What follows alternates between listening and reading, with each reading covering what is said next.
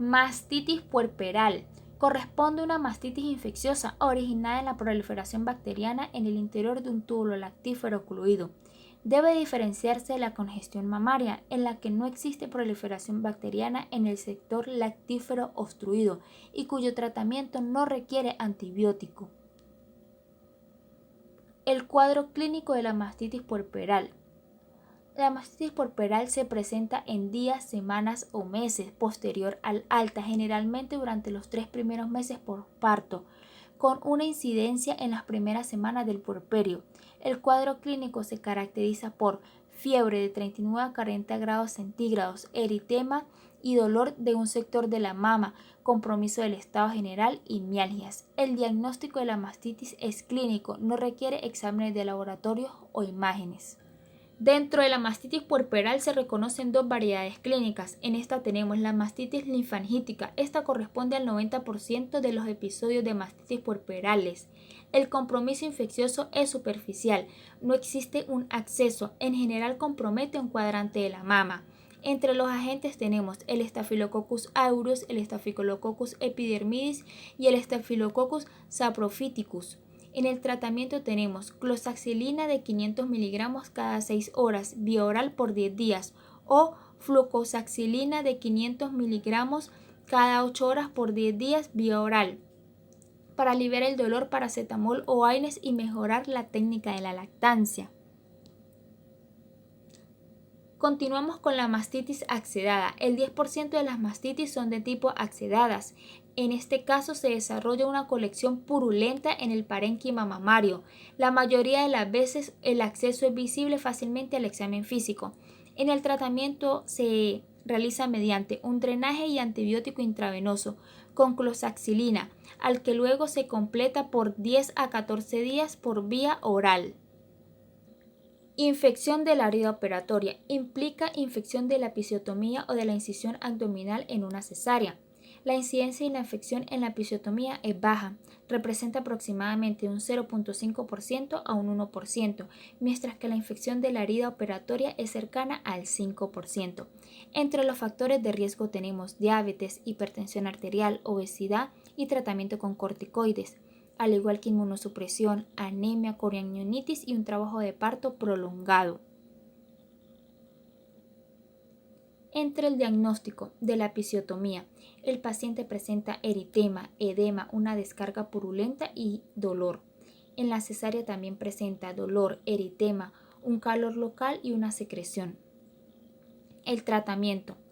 Tratamiento para la infección de la episiotomía. El tratamiento incluye analgesia con AINES, antibióticos y si se ha formado un absceso, el drenaje de este y luego el aseo con soluciones desinfectantes. En el manejo habitualmente ambulatorio, el esquema de elección es ampicilina más cloranfenicol o bien amoxicilina ácido clavulánico. En ambos casos el tratamiento será por 7 a 10 días. Tratamiento de la herida operatoria por cesárea. Se trata con antibióticos y drenaje de la infección para poder inspeccionar el estado de la fascia. El manejo se inicia hospitalario con antibiótico endovenoso y luego se completa de 7 a 10 días de modo ambulatorio. El tratamiento endovenoso se hará con clindamicina más gentamicina, mismas dosis que en la endometritis puerperal. Continuamos con tromboflebitis pelviana séptica. Esta corresponde a la sobreinfección bacteriana de una trombosis venosa de los vasos pelvianos.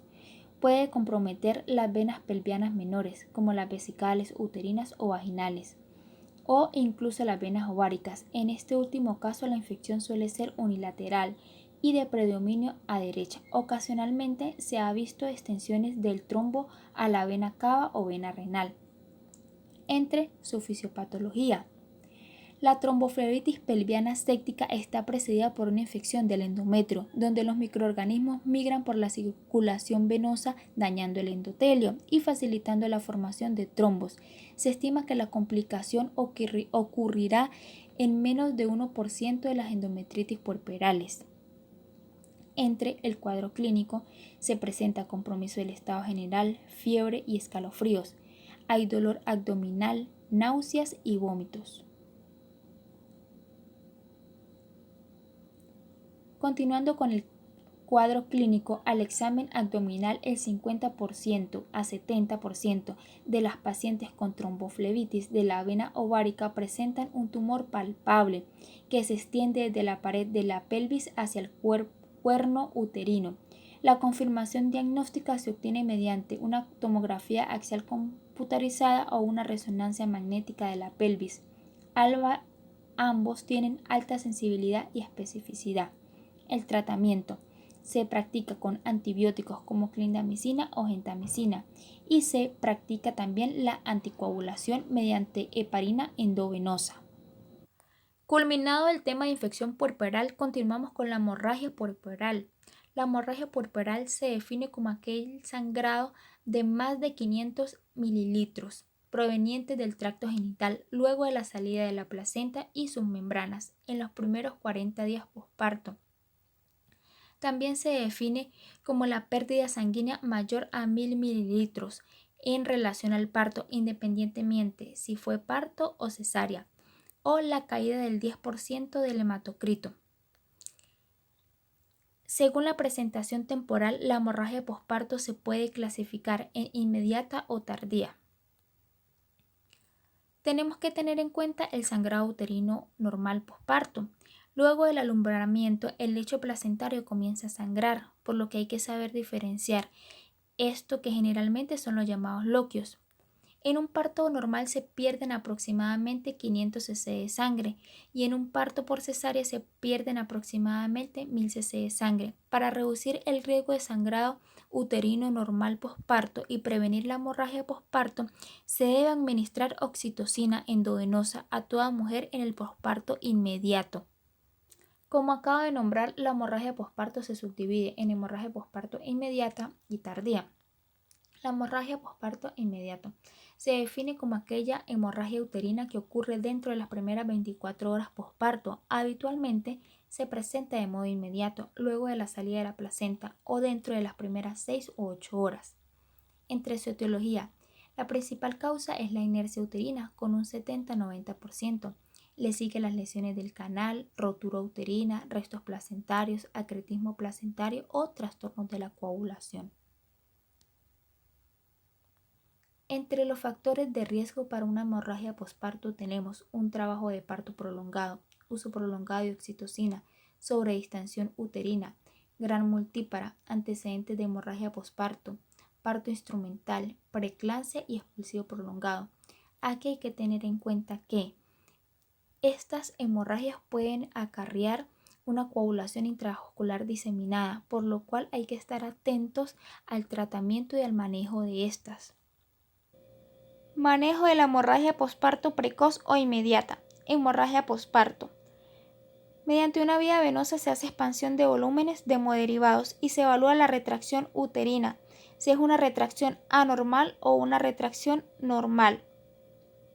Empezamos por la retracción anormal. Como lo nombré anteriormente, la principal causa es la inercia uterina.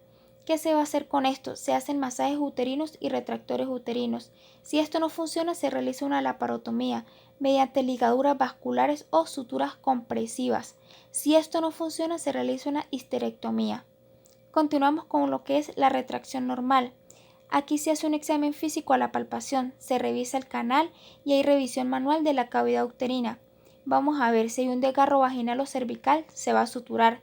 Si hay una rotura uterina, se hace una laparotomía. Y si hay restos placentarios, se hace una revisión instrumental y se sacan estos restos que se encuentran dentro del útero. Continuamos con la hemorragia tardía del puerperio. Es aquella que se presenta después de las primeras 24 horas posparto. Habitualmente ocurre posterior al alta y dentro de las primeras 2 semanas posparto. Entre las causas tenemos restos ovulares, endometritis y enfermedad trofoblástica gestacional. Tratamiento de la hemorragia tardía del puerperio. Habitualmente requiere tratamiento médico, no quirúrgico salvo excepciones. Se recomienda evitar el legrado uterino por el riesgo de sinequias.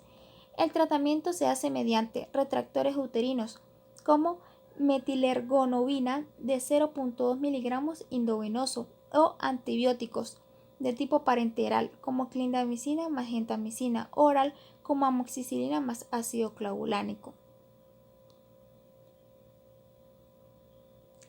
Resumen de los aspectos más importantes.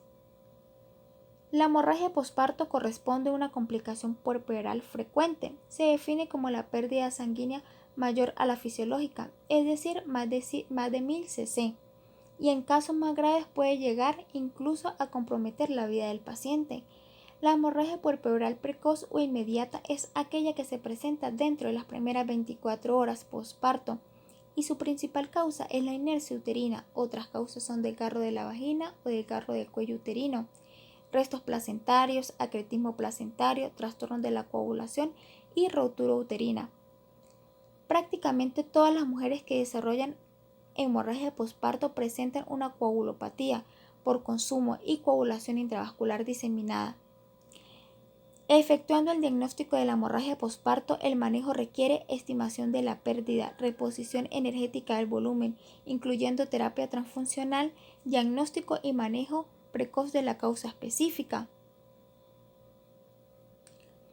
Para precisar la causa de la hemorragia posparto hay que considerar las 4T, en los cuales es el tono, trauma, tejido y trastorno de la hemostasia. Además se efectúa examen del canal de parto mediante sutura de la lesión sangrante si es que existe y revisión de la cavidad uterina mediante la extracción de restos placentarios y manejo de la inercia uterina. El manejo de la inercia consiste en un masaje uterino y la administración de retractores uterinos como la oxitocina. Si no hay respuesta, se produce el manejo quirúrgico como las ligaduras vasculares, suturas uterinas o la histerectomía obstétrica. La hemorragia tardía del puerperio se debe habitualmente a endometritis o restos ovulares y se maneja mediante antibióticos asociados a retractores uterinos. Solo excepcionalmente requerirá un legrado uterino. Entre la bibliografía, esta bibliografía fue sacada del Manual de Obstetricia y Ginecología de la 10ª edición y el Manual de Obstetricia Moderna Juan Aller.